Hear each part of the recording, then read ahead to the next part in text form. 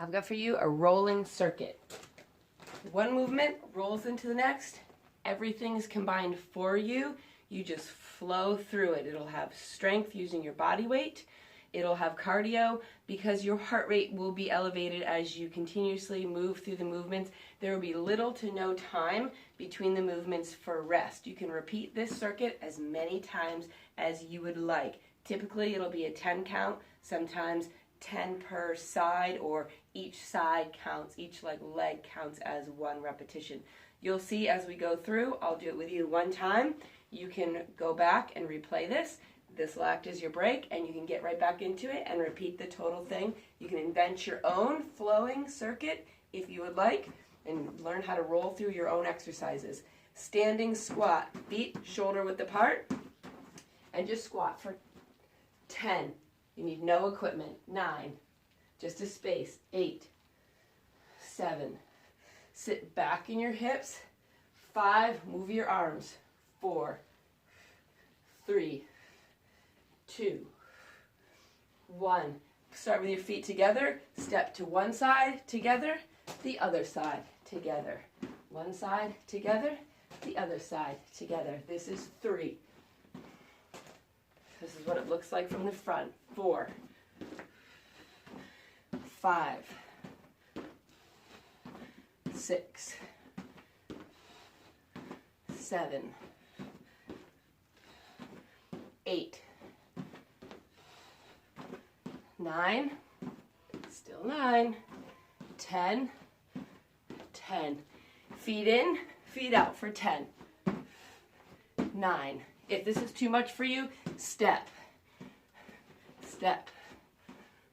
6, 5, 4, 3, 2, 1. From here, hands will go to the mat.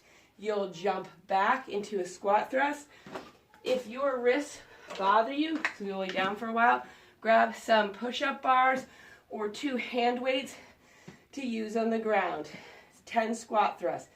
Down, out, in, up. That's 1. You can step it out if you're fatiguing already. 3, 4. Hit that plank every time. 5. Tighten everything from your glutes, core, and chest. 3 to go. Stand all the way up. 2 and 1. You're going to go down to the ground this time, and you're going to be in what we call a Hindu squat. From the side, you can release those. You'll be here, elbows between the legs. You'll be tipping your body just like this. From the front, you're here, you're looking down. You're here. Let's count it out.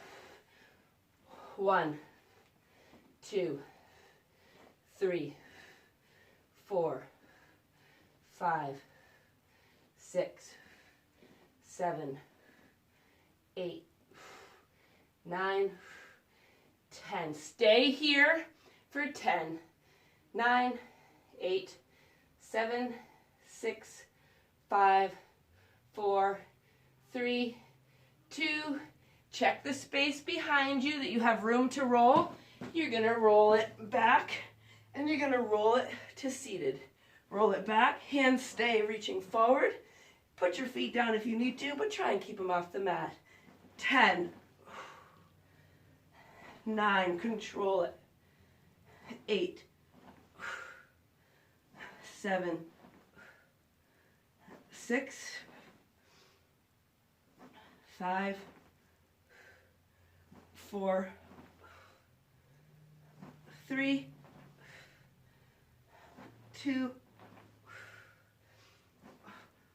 1. Fully extend your legs and your arms. Your goal will be to eventually do a full V-sit and control it back down. If you cannot do a full V-sit, you just bend your legs and go back to where we were. If your feet have to hit the ground, so be it. Everybody's open. Pick your poison, full or just half with bent knees. Ready? Go. 10, 9, 8. Control it on the way down. 7, 6, 5, 4, 3, 2, 1. Lay it back. Feet are on the floor. Hands are reaching towards the heels, head and shoulders off if you can, and reach and tap your heels. 10, 9, 8. How far can you go down your foot? 6, 5, 4, 3, 2, 1. And hands behind the head. Feet are back off of the mat. You'll be bicycling and crossing opposite elbow to the opposite knee. Elbow to the opposite knee. Go. 10, 9, 8, 7, 6, 5, 4, 3, 2, 1. And take a short break while you roll over onto your front. Okay, from here, my cheat sheet, from here, I want you to take your hands, tuck them underneath your rib cage. You'll feel your ribs each side, not wide. They're tucked in, elbows go straight back, not wide. Here, you're going to be using, if you want, you can have some hand weights just to keep your wrists from being overflexed. Okay, you can push your body weight off the floor and slowly back down. Note my elbows. They're back. They're not flailing or flaring out. All right, you use your arm strength to lift your upper body weight off of the mat or floor. You are not using your back muscles. They will help you, but they should not be the main muscle mover. You should not be doing this with your back. You should be pushing off and back down. Go. 10, 9, 8. Again, you can do them like this. 7. You don't need to be holding on to anything. I have bad wrists, so I have to hold here. 5, 4, 3. You may only get this far. 1. You'll grow in that strength. You may put these to the side if you don't need them. We're going to go onto your forearms. You're going to hop up into a low plank. Your hips do not sag, and right now they are not up high. I want a straight line. Forearms are on the ground. Toes, you're up on your toes. Tuck your toes in towards your belly button. All right, from here you're going to shift forward and back. Forward and back. Here you go. 10, 9, 8, 7, 6, 5, 4, 3, 2, and 1. Take a short break, about 10 seconds, while I show you what comes next. You will be back on your forearms for the next exercise. You're going to shift your body weight so you tap a hip on each side. It will look like this. Back to that plank. Reach for the floor. You don't have to touch it, but reach it and come back to plank every single time. Back up in your plank, nice and flat. Go. Drop a hip. 1, 2, 3, 4, 5, 6, 7, 8, 9, 10. Take a short 10-second break. I'll show you the next exercise. This time you're going to be into a high plank. So if you need to hold on to some dumbbells or push-up bars, you can, but you don't have to. You'll be in like the push-up position in a high plank. This time you're going to be going into a mountain pose. All right? So your palms will face forward. All right? You will have your shoulders and wrists in line, shoulders and hands in line. You will shift back into down dog, back into the plank. All the way into a mountain pose here. Are you ready? High plank, go for 10. 10, 9, 8, 7, 6. Hit that solid plank.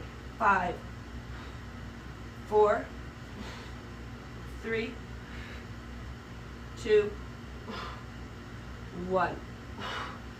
Take your 10-second break while I explain the next movement. You'll be in the same position. We are working the upper body. Your heart rate will be up, so you'll breathe heavy, breathe out when it exerts you the most. This time you're going to do like a mountain climber. You're going to tap your knee to your opposite side elbow. If you need to use hand weights to keep your wrists straight, use them. If not, you just use the floor. Again, I have tricky wrists. So from here, you're in that push-up plank position, and you're tapping across, tapping the other side. Let's go. 10, 9, 8, 7, 6, 5, 4, 3, 2, 1. Good job. Leave those here. It may not seem like a lot of reps, but when you repeat the circuit, it'll all add up. So from here, I'm going to probably ditch these for now. It makes it easier, or you could hold them, but weights are harder. You're going to be back in that plank, in the high plank push-up position, and I'll demonstrate for you. You're going to put one foot through and come up. Everything's tall. Yes, you will feel the stretch in that back hip flexor. You'll cut your hand back on either side of your foot, switch, and come to the other side. Okay, everybody in that high plank. Ready, set, foot through. Go. 10, 9, 8, 7, 6, 5, 4, 3, 2, 1. From your plank position, I want you to just inch your toes in. Inch them in little by little until you fold it in half. Hang here. Let the hamstrings release. I want you to slowly roll it up one vertebrae at a time. When you get to the top, take a deep breath. Hands go up, alternating knee to elbow for 10, 9, 8, 7, 6, 5, 4, 3, 2, 1. That's the end of the flowing circuit. You've rolled through it, and now it's time to do it again. If you need a break, you take a quick break. Try and at least repeat that once. Then you'll have 20 sets, 20 reps of every exercise.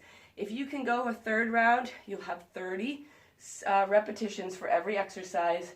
You will be fatigued. You will feel it later. If you need to jump right back in, you're back into the squats. Just replay this video and go through, and as I talk and demonstrate, that's a reminder for what's next, but that's your break. Have fun, stay active.